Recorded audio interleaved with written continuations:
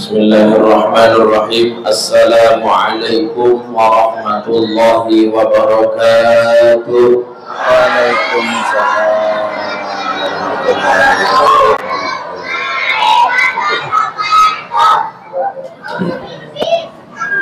Alhamdulillahi rabbil alamin.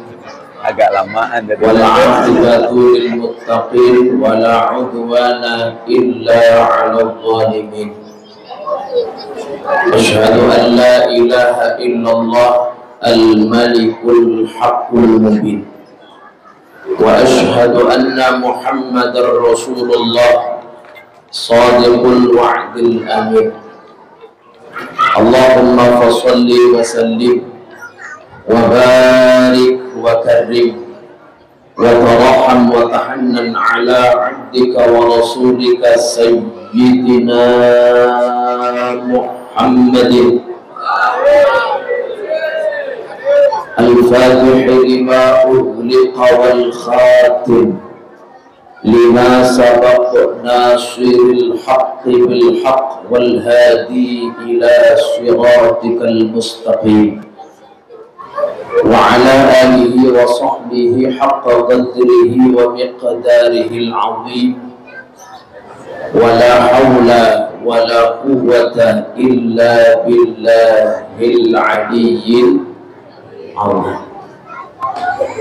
Qala Allah ta'ala fi kitabihil karim wa huwa asdaqul qailin a'udzu billahi as-sami'il 'alim minasy syaithanir rajim. Bismillahirrahmanirrahim. Qul in kuntum tuhibbunallah fattabi'uni yuhibbukumullah wa yaghfir lakum dhunubakum wallahu ghafurur rahim. Wa qala ta'ala aidan wa in ta'adhana rabbukum la in syakartum la azidannakum wa la in kafartum inna 'adzabi lasyadid. Shadaqallahul 'azim. Hadratal mukarramin wal muhtaramin, sa'adatal kurama, fadilatal uqala wal a'izza, para alimul ulama, para kiai, para asatid, para tuan guru, wabil khusus kepada guru-guru kita telah hadir Abah Kiai Haji Sumantri Abu Amin, wa ta'alallahu bituli hayati. Semoga Allah berikan panjang umur kepada beliau. Yang saya muliakan para sesepuh, tuan bini sepuh.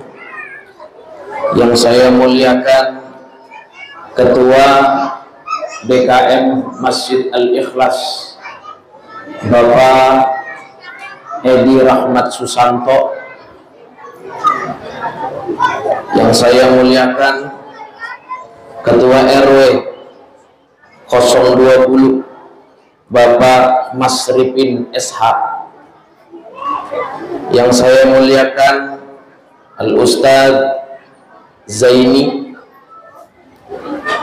Yang saya muliakan Ketua PHBI Bapak Herisis Woyo. Juga kepada para hadirin wal hadirat, bapak-bapak, ibu-ibu, yang mohon maaf tidak bisa saya sebutkan satu persatu karena tidak ada daftar namanya. Semoga yang hadir di tempat yang mulia ini senantiasa diberikan kesehatan lahir dan batin. Mudah-mudahan yang hadir di tempat yang mulia ini diberikan kehidupan yang barokah, Amin. Rizki yang lancar, Amin. keluarga yang tentram, Amin. semoga lunas hutang. Di mana-mana ngomongin hutang paling kenceng. Dibayar. Kenapa? Intinya saya berdoa kepada Allah Subhanahu wa Ta'ala, semoga di tempat yang mulia ini insya Allah dilimpahkan rahmatnya Allah Subhanahu wa Ta'ala. Amin. Amin. Ya Rabbal Alamin. Alhamdulillah, kita bersyukur kepada Allah Subhanahu wa Ta'ala pada malam hari ini kita semua berkumpul di tempat yang mulia, di malam yang mulia, dengan niat yang mulia, yakni di tempat kita bermunajat kepada Allah Subhanahu wa Ta'ala, tempat yang suci, di malam yang mulia, yang mana pada malam hari ini adalah malam 12 Rabiul Awal. Dengan niat yang mulia kita hormat mengagungkan baginda Nabi Muhammad sallallahu alaihi wasallam. Maka kalau boleh saya katakan, insya Allah kalau kita menaruh hajat kita lillah billah karena Allah Subhanahu wa Ta'ala, maka hajat-hajat kita insya Allah digabulkan oleh Allah. Amin ya Rabbal Alamin. Saya ceramah, Bu, insya Allah nggak lama. Karena pada intinya maulid atau maulud itu adalah kita menceritakan kisah baginda Nabi Muhammad sallallahu alaihi wasallam, menumbuhkan, menambahkan mahabbah ning Kanjeng Nabi Muhammad. Di dalam kitab Al-Barzanji, Syekh Ja'far ibn Hasan Al-Barzanji menceritakan bahwasannya ketika malam kelahiran baginda Rasul, beliau mengatakan, hadara ummahu lailata maulidihi Asiyatu wa Maryam fi niswatin minal hudiratil qudsiyyah. Hadara hadir ummahu kepada ibunya Kanjeng Nabi lailata maulidihi, di malam kelahiran Kanjeng Nabi. Siapa yang hadir? Dua perempuan yang mulia. Yang pertama adalah Sayyidah Maryam, yang kedua adalah Sayyidah Asiyah. Perempuan surga bersama rombongan datang kepada Sayyidah Aminah. Wa akhadha al-makhadu fa waladatuhu sallallahu alaihi wasallam. Ketika Siti Aminah mules, kalau bahasa orang sini mah, kalau bahasa orang Jawa ngelarani, Bu, mau melahirkan.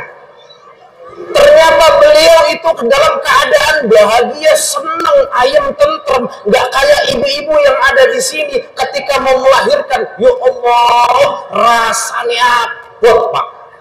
Betul apa betul? Bu, kalau mau ngelahirin rasanya kayak gimana? Tulang kayak mau lepas, badan kayak mau copot, dunia kayak mau runtuh. Pas ngeden, ya Allah, otot yang nggak pernah keluar di sini keluar.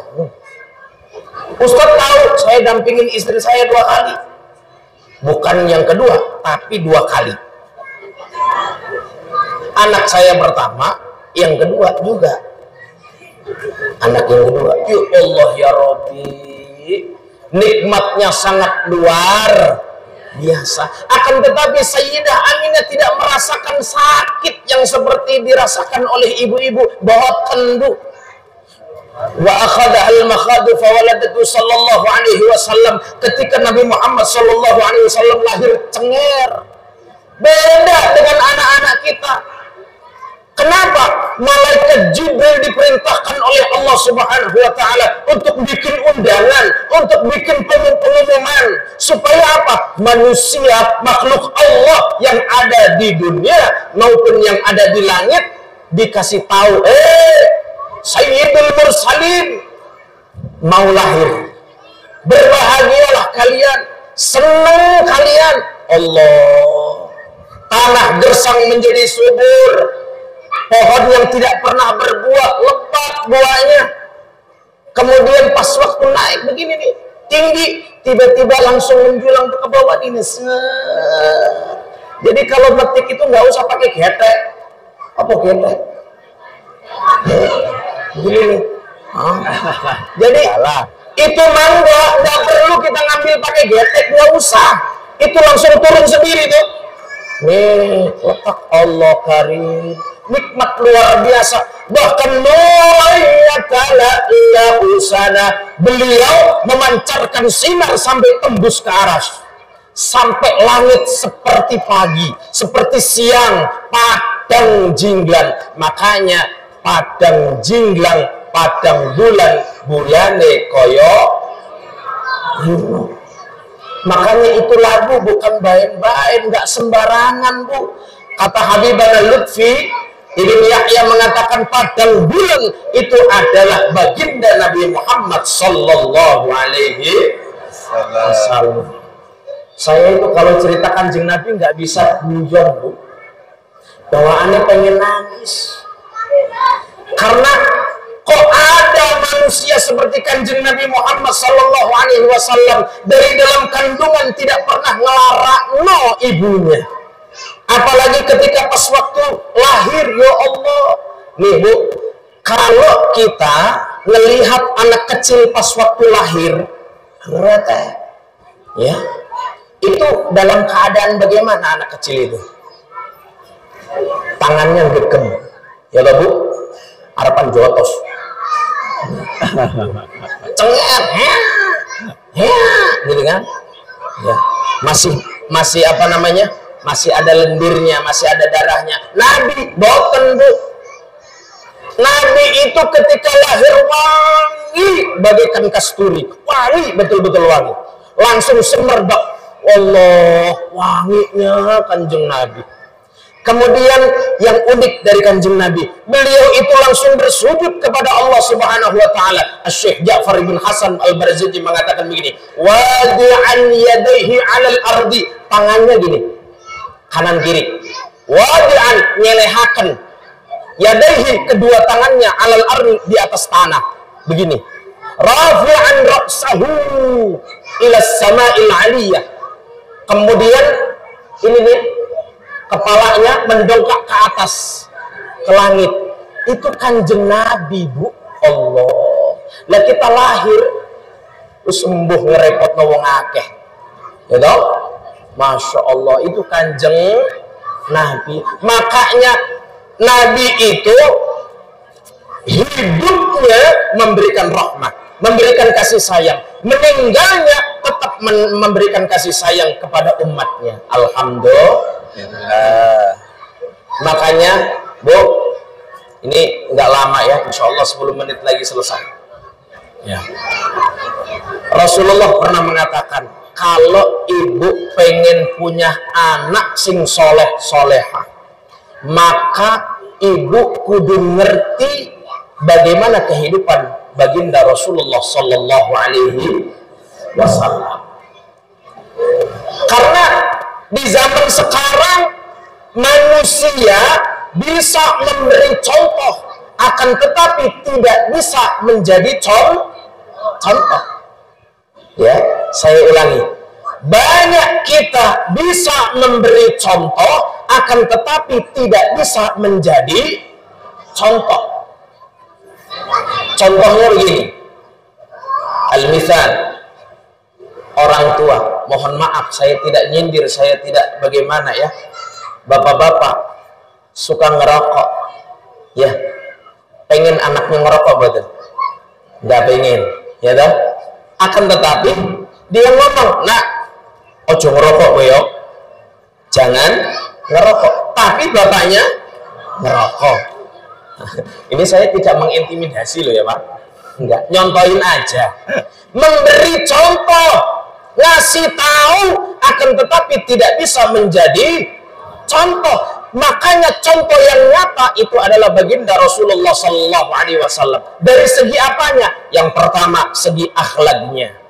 Akhlaknya top Kanjeng Nabi. Allah.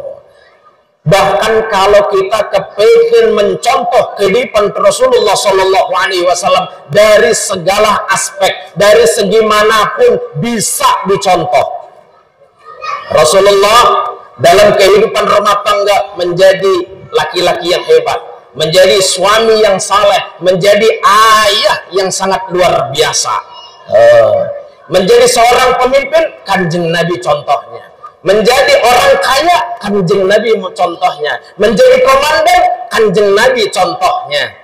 Apa yang gak ada yang ada dari Rasulullah Sallallahu Alaihi Wasallam. Masya Allah. Makanya addibu auladakum ala thalathi khisalin. Didik anakmu, bapak-bapak, ibu-ibu khususnya, ya. Kalau kita punya anak, didik anak-anak kita supaya menjadi anak-anak yang saleh-salehah. Addibu auladakum, didik anak kalian ala thalathi khisalin, tiga perkara. Kalau tiga ini dilakukan, insya Allah beres urusan. Anak kita menjadi kebanggaan keluarga nanti kelak di akhirat. Jadi yang bisa memberikan syafaat anak-anak kita, memberikan syafaat keluarga. Alhamdulillah. Yang pertama, hubbi nabiyikum. Anak kita kudu kita kenalkan dengan baginda Rasulullah Sallallahu Alaihi Wasallam. Jangan sampai di akhir zaman ini anak kita nggak kenal dengan Kanjeng Nabi. Makanya alhamdulillah di masjid ini kita dikenalkan ada sholawatan, mas-mas ganteng. Ini Bu, ya Allah, belum ada jodohnya semua. Kalau ibu pengen nyari jodoh, ini jodoh yang tepat. Kenapa saya katakan tepat? Karena mereka adalah lisannya selalu mengeluarkan kalimat salawat ala Nabi Sallallahu Alaihi Wasallam. Betul apa enggak? Ganteng-ganteng. Ini murid saya dari SD, Bu. Ya Allah. Sekarang udah pada kuliah, udah siap menikah. Betul apa betul? Nah. Yang mana? Pengen yang mana? Yang baju hitam. Ya Allah, ini teman-teman saya bawa kemana-mana. Alhamdulillah sampai Purwakarta, sampai pulang jam 3, jam setengah 4. Ya Allah, semangat yang membara. Ahli sholawat semua. Alhamdulillah. Makanya anak-anak kita jangan sampai nggak seneng baca sholawat. Allah, ya. Sholawat itu nyenengin, Bu. Bapak-bapak sama ibu-ibu, resepan ibu-ibu. Serius. Coba dah kalau ibu-ibu nyanyi. Coba ya. Bareng kompak bisa? Raqqat 'aina wa li taribat dzar. Yang kenceng dong, Bu. Ini pertaruhan nama nih saya. Kalau misalkan ibu-ibu nggak kenceng, Ustadz goroh. فأتيت إلى حبيبي فهدأ يا قلب ورفقا صل على محمد يا السلام حبيبي يا نبي الله سلام عليك يا رسول الله السلام عليك يا نبي الله يا رسول الله. Bapak-bapaknya kompak. Coba, luar biasa bapak-bapaknya. Kalau ibu-ibu bakaran, tahu kenapa? Terpesona ngelihat saya. Alhamdulillah, Allah, ya.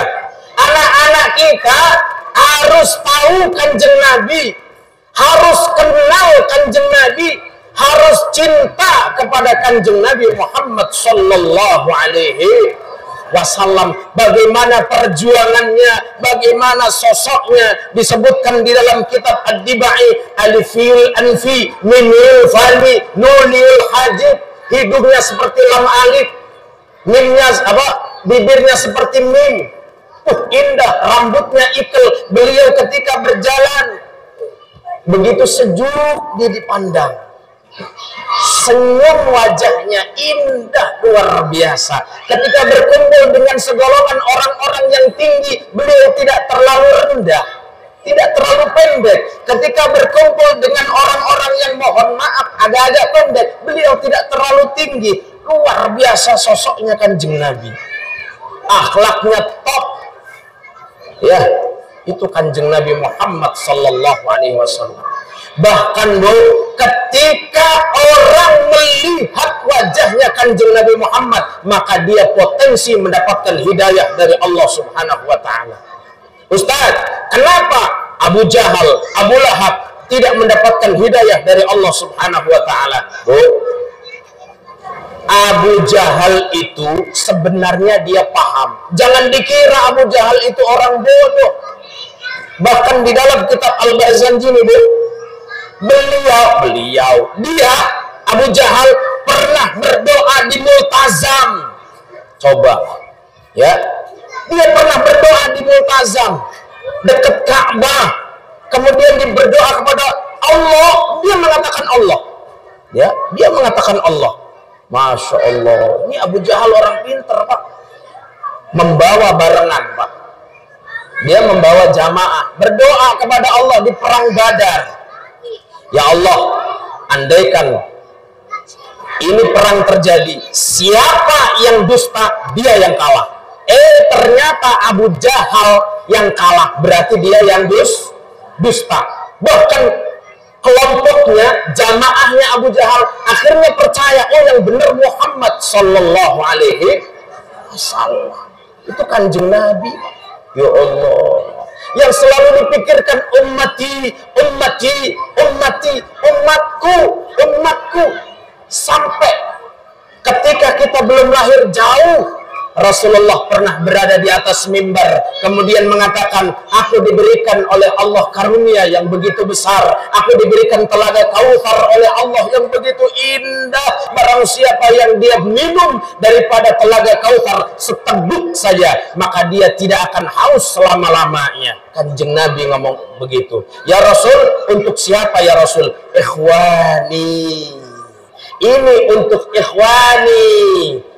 Ya Rasulullah, apakah ikhwani itu kami yang kau sebut itu ya Rasul? Lah. Sahabat nanya begitu, dijawab sama Rasulullah, boten sampean. Loh, kok boten kami? Kenapa bukan kami ya Rasulullah? Karena kalian adalah ashabi, sahabatku. Apakah malaikat ya Rasulullah? Tidak. Akan tetapi mereka adalah umatku yang berada di akhir zaman. Amanu bi walam yarawni. Mereka orang-orang yang beriman kepada Allah, beriman kepadaku, padahal mereka tidak pernah melihat wajahku. Di antara kita ada yang pernah melihat langsung wajah Rasulullah? Tidak pernah. Tapi kenapa kita beriman kepada Rasulullah SAW? Karena itulah mahabbah, cinta. Makanya nanti Pak, selesai ceramah ini kita sholawatan bersama-sama. Ayo tunjukkan rasa cinta kita kepada Rasulullah yang kencang suaranya, ya, ekspresikan rasa kecintaan kita kepada Rasul. Jangan malu-malu, supaya apa? Nanti kelak di hari kiamat kita dipanggil oleh Rasulullah Sallallahu Alaihi Wasallam. Man antum? Siapa kalian? Kami adalah umatku kau ya Rasulullah. Buktinya apa? Kami pernah bersolawat di Masjid Al-Ikhlas bersama-sama. Ada bapak-bapak, ada ibu-ibu, ada anak muda, ada anak-anak kecil, ada remaja, ada remaji, ada sesepuh, ada bini sepuh, ada ustadznya, ada kiainya, ada habaibnya, ada jamaahnya. Ngapain? Bersolawat kepada engkau ya Rasulullah. Akhirnya apa? Kita dipanggil oleh Allah Subhanahu wa ta'ala, kemudian dipanggil oleh Rasulullah, ta'al yadkhuluna al-jannata tahta liwa'i. Masuk kalian semuanya ke dalam surga di bawah bendera kemenanganku. Alhamdulillah. Amin ya robbal. Amin. Itu yang pertama. Yang kedua, hubbi ahli baitih, cinta kepada keturunan Kanjeng Nabi. Makanya ada habaib, kita hormatin. Ada kiai, kita hormatin. Kenapa? Karena kiai itu adalah orang-orang yang senantiasa menjaga syariat baginda Nabi Muhammad sallallahu alaihi. Dan yang ketiga, hubbi tilawatil Quran, cinta membaca Al-Qur'an.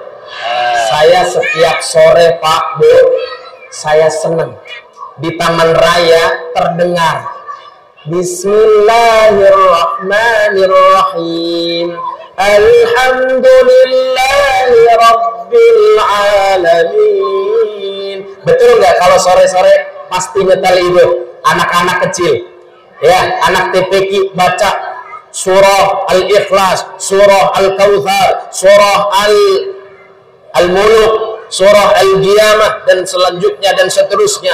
Oh, Allah memberikan limpahan nikmat dan karunia di tempat yang mulia ini. Setiap sore dibacakan Al-Quran.